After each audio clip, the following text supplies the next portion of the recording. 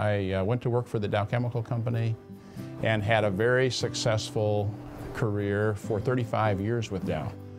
When I retired from Dow, the title and the responsibilities that I had was Corporate Vice President for Manufacturing and Engineering.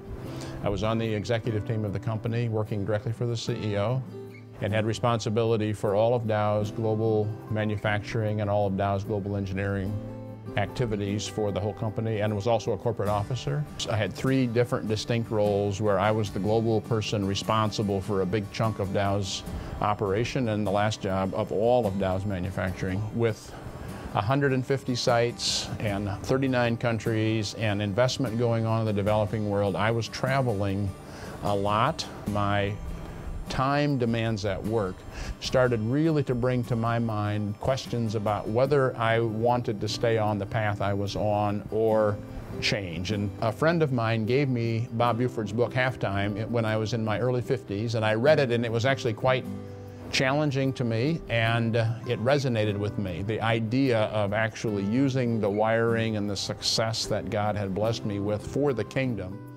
challenged me. I attended Halftime Institute, and I received this strategic guidance as far as which organizations to connect with. I was engaged with Greg Murtha, who was the connector for me for many people.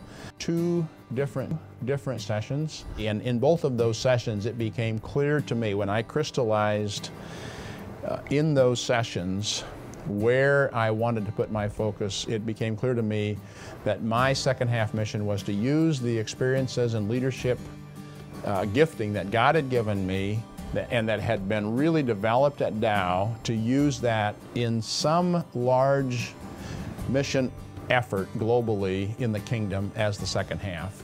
I found out in 2009 during my search that there was a Chief Operating Officer role open at International Justice Mission. And 1 month later, I got a message from someone whom I hardly knew that had met me at Halftime that said, "I remember you. You wanted to have like a number 2 job in a ministry, and here's a great ministry, and I think you'd be perfect." And it was like the doors opened without effort.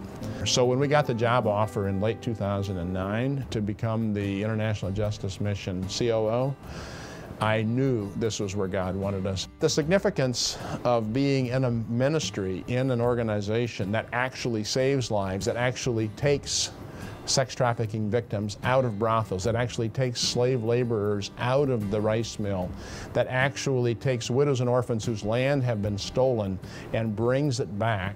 The significance of that is actually saving lives. So much more significant than helping people just live a bit more conveniently. Being in this ministry, being able to use all of that first career, and God used every bit of it. They're like, all those experiences are actually being used 100% in this IJM COO role.